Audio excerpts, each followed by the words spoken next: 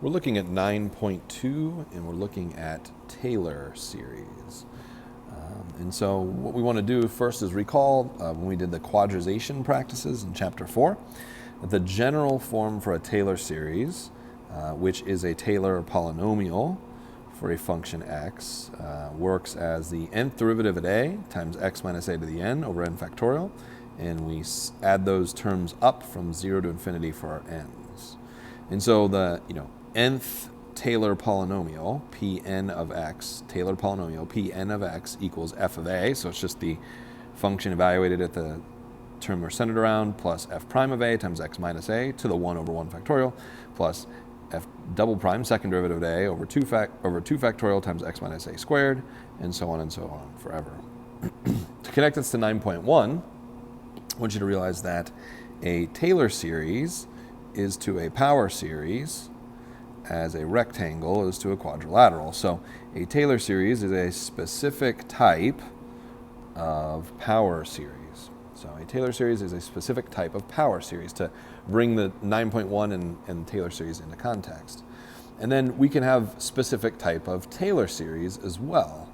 So when we have a Taylor series where A is 0, that's a specific type of Taylor series, and we call that a Maclaurin series. And so you could even say, using a Taylor series is to a power series as a rectangle to a quadrilateral, you could say a Maclaurin series is to a Taylor series as a square is to a rectangle. And so an even more specific type of Taylor series is a Maclaurin series, and that is a Taylor series that is centered at x equals 0. So we're going to actually go to number 3 in your notes to start, and it's 1 over 1 minus x, and it says find the Taylor series for this function. And so to find the Taylor series for this function, if you look at the general form for Taylor series, you're thinking, oh, okay, I got to do, n equals 0 to infinity of fn of a times x minus a to the n over n factorial, and it says here we're going to do a Maclaurin Taylor series, and so I need to plug in 0 for all of those. So, I might as well just rewrite this a little bit and say it's fn of 0 times x to the n and over n factorial, which you could do that. You could find a bunch of derivatives and list them out. But what's interesting is we already know this Taylor series. If you think back to 9.1, we know that this Taylor series for this function is, we know that 1 over 1 minus x is just equal to the series n equals 0 to infinity, of course, just x to the n for negative 1 to 1. We know that that's true already because it's a geometric series and the sum is 1 over 1 minus x. What I want to show you is just prove that out and reinforce that using this definition. And so let's use that definition and let's show step by step how we could get that. So first thing we want to do is evaluate the function. So first I want f of 0, which is just going to be 1 over 1 minus 0, which of course is 1. And so our first term, right, if we do the Taylor polynomial of this function, our first term is 1. And then now we're going to do f prime of 0. And so first we need f prime. And so what's the derivative of this function? Well, I think of it as 1 minus x to the negative 1. So the derivative of that is going to be negative 1 times 1 over 1 minus x to the 2, but then you have to multiply by the chain rule, so it ends up being just positive still, because you have the two negatives multiplied. And of course, if you plug in and then plugging in x equals 0, evaluated at 0, so you plug in 0 to that, you of course still get 1. So the second term is going to be 1 times x to the first over 1 factorial. Okay, let's keep going. This was times x to the 0 over 0 factorial. And third term, we're going to do second derivative at 0. Well, the second derivative, if you take the derivative of this, you would get negative 2 in the top, and then over 1 minus x cubed, but then you'd multiply the chain rule by the negative, so it's just 2 in the top, and you're going to evaluate that at 0, and we're going to get 2. So interestingly enough, if we plug that in, we get 2 times x squared over 2 factorial. And then the third derivative, we would get 2 times negative 3 is negative 6, but again, the chain rule is going to be there. Over 1 minus x to the fourth, evaluated at 0, is going to be 6. And so we get here 6x cubed over 3 factorial plus, let's do the fourth derivative. I think you can see where we're going here. The negative 4 times 6 gets you negative 24, but of course you have the chain rule again. Over 1 minus x to the fifth, evaluated at 0, is 24. And so, interestingly enough, what happens is if you just use the definition of Taylor series for this function, right? If we use the definition of Taylor series for this function, instead of using our knowledge of a geometric series, we still get the same series. We still get 1 plus x squared plus x cubed plus x to the n. So what's really interesting here is, since we already know how to find out with the geometric series, I don't need to do this necessarily for this function, for Maclaurin series, because we know that this is centered at x equals 0, because this is x minus 0 to the n. But even if I did expand it using Taylor series, and I did say, hey, I'm just going to take a bunch of derivatives and I want to plug in a bunch of values, I'd still get the same answer. And so that should reinforce what we did in 9.1 and help us understand that. So in using part A, find the Taylor series for this function. And of course, we already know the Taylor series for this function. We know that it's n equals 0 to infinity, and it's negative 1 to the n, x to the n, of course, and that's for negative 1 to 1. Now, what's interesting about this is the terms alternate, and if you realize the difference between this function and this function, when you take the derivatives of this first function, you have this negative power in the chain rule constantly made the numerator positive, but here you don't have the chain rule, so the numerator is going to alternate between positive and negative, and the series would alternate. But you don't need to work out with Taylor series for that. You can just go straight to it, knowing your Maclaurin series for it. Okay, so then part C, it says, using part B, find the Taylor series for natural log of 1 plus x, which of course this is of course just the antiderivative of this. So all I need to do is set that up. So I go from 0 to x of 1 over 1 plus t dt. Of course, that's equal to the natural log of 1 plus x. And so I just need to take the antiderivative of the terms of this series, and I can just jump straight to it. It's okay to be confident with this. It's okay to be confident with taking the antiderivative of this. And we should know that the antiderivative of that is going to be simple enough. It's just going to be negative 1 to the n, that's the constant, stays there, x to the n plus 1, you add 1 to the power, and you divide by the new power. And then I like to check and make sure my terms are right. So if I take the antiderivative of this 1 up here, I should get x, and then I should get negative x squared over 2. So I get x, and then I get minus x squared over 2. And then I just want to make sure, of course, that I get that if I plug in 0 here. And yes, I do, in fact, get x for my first term. And then if I plug 1 in, I get negative x squared over 2, and so on and so forth. And it might not be a bad idea to write out a couple more terms here. So negative x squared over 2 plus x cubed over 3 minus x to the fourth over 4 plus, and it goes on forever. And what's interesting is, what's interesting here is this interval of convergence is actually from this interval of convergence is actually from negative 1 to 1, but the 1 is included, okay? And if you're like, whoa, Mr. Cooch, where does that come from? This actually, this general idea, this actually comes from 9.4, okay? This comes from 9.5, I think. 9.4 or 9.5.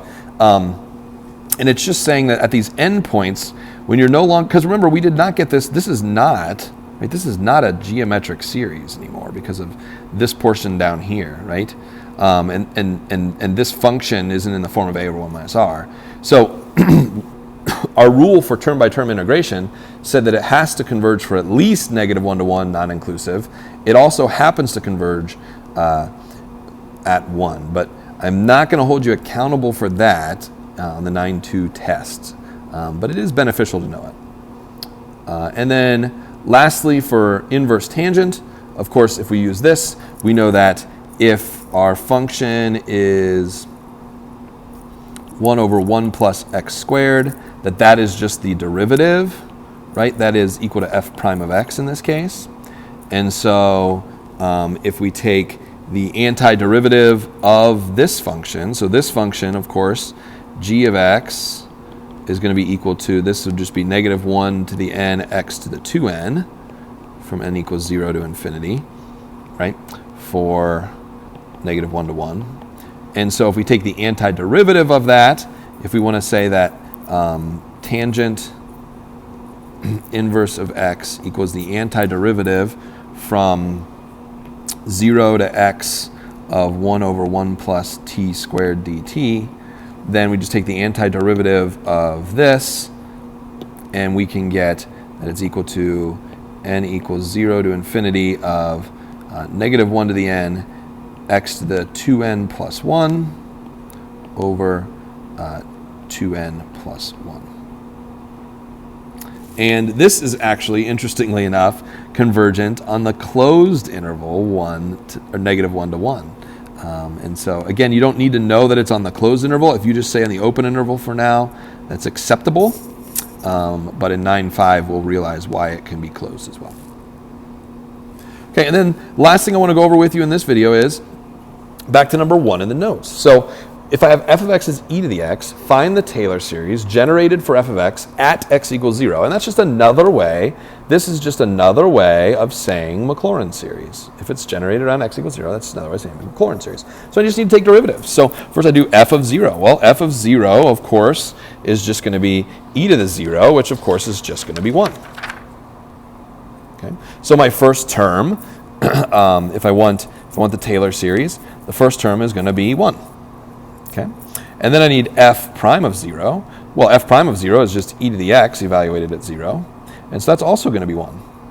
Oh. So then I just do plus x, because it would just be 1, and then over 1 factorial, x minus 0 to the 1. So I have that. So then the next term, f double prime, or a second derivative at 0, is just e to the x. Notice the derivatives are always just e to the x, so that's 1. And any derivative I take, right, every derivative I take is equal to e to the x evaluated at 0, which is always going to be 1. So for e to the x, this term, if we're on a Maclaurin series, is always equal to 1. So then what's my second term in my Taylor series? Well, this is 0 right here, so this is always just x to the something. So this is x to the 2, but it's an over 2 factorial, plus x to the 3 over 3 factorial, plus x to the 4 over 4 factorial, plus x to the n over n factorial. And so now we've found our Taylor series for e to the x, and it's just going to be x to the n over n factorial. Now, if you're wondering what's the interval of convergence for this, well, the interval of convergence for this is actually all real numbers. And we don't need to get into the details of it, but honestly, the reason is pretty straightforward. When you divide by n factorial, these numbers go to 0 so fast that it converges very quickly, no matter what you're plugging in. Okay? And that's really what's making this have an interval of all real numbers. Now, if you go next, let's say, find the Taylor series generated for f of x at x equals 2. So not the Maclaurin series anymore. It's kind of shifted 2 to the right. So what I need is, I need this. N equals 0 to infinity for f n of 2 times x minus 2 to the n over n factorial. And so I need to find a bunch of derivatives, and I need to evaluate them at 2. So first of all, the function itself evaluated at 2 is, of course, just e to the x evaluated at 2, which is, of course, just e squared. And what you need to realize super quickly is that no matter what you do, this is always just going to be e to the x evaluated at 2. It's always going to be e squared. So no matter what I do, the nth derivative evaluated at 2 is just e squared. So this term right here is always going to be e squared. Okay, so let's go ahead and see if we can write our Taylor series. So n equals 0 to infinity. So this is just e squared times x minus 2. Well, that's has no variance over n factorial. And so let's list out some of the terms for that. First term is, of course, just going to be e squared. Second term, plug in 1. Well, you're going to get e squared times x minus 2 over 1 factorial. We don't write that. Plus e squared times x minus 2 squared over 2. Plus e squared times x minus 2 squared over 6, and forever. And you could write 2 factorial here instead if you'd like, and you could write 3 factorial here instead if you'd like, because they don't cancel, and that would be okay. Next, it says to find the third order Taylor polynomial that approximates f of x near x equals 0. And again, what we need to realize here is this is implying that we're looking at a Maclaurin series. But the key here is it's saying, what third order Taylor polynomial is there? So I want, sometimes you'll say P3 of x, the third order, which just means x cubed is the highest power. And so that's simple. I just list out my terms. Well, I know that this is my series, so I know my first term is 1, and then plus x, and then plus x squared over 2, and then just plus x cubed over 6. Done. That's my third order Taylor polynomial. And again, we're just working on terminology here. What does it mean to say when f of x is near x equals 0? What does it mean to say a third order Taylor polynomial? We're working on terminology here in vocabulary. Lastly, let's look at the Maclaurin series, and let's approximate E using the Maclaurin series. And so the Maclaurin series for E is, of course, just, let me change color here, is, of course, just, n equals infinity, or 0 to infinity of x to the n over n factorial, which is 1 plus x squared over 2 plus x cubed over 3 plus x to the 4th over 4 plus forever. But find an approximation for E. Well, what I need to realize is that's f of x equals that. And so if I want to know what is E, then the question I need to ask myself is, what x value gets me E? And the answer, of course, is f of 1 equals E. So I need to find this series, and I need to evaluate it at 1. So it's 1 plus 1 plus 1/2 plus 1. Oh, these are factorials here. I'm sorry. I think I said it but didn't write it. Plus 1/6 plus 1/24 plus 1/120th. And you could go forever, but let's just stop there and see what we get. Add those up. Let's see what you get and what your approximation for E is. And depending on how far out you go, one approximation you might get is, of course, it's close to 2.7083, which is your value. All right.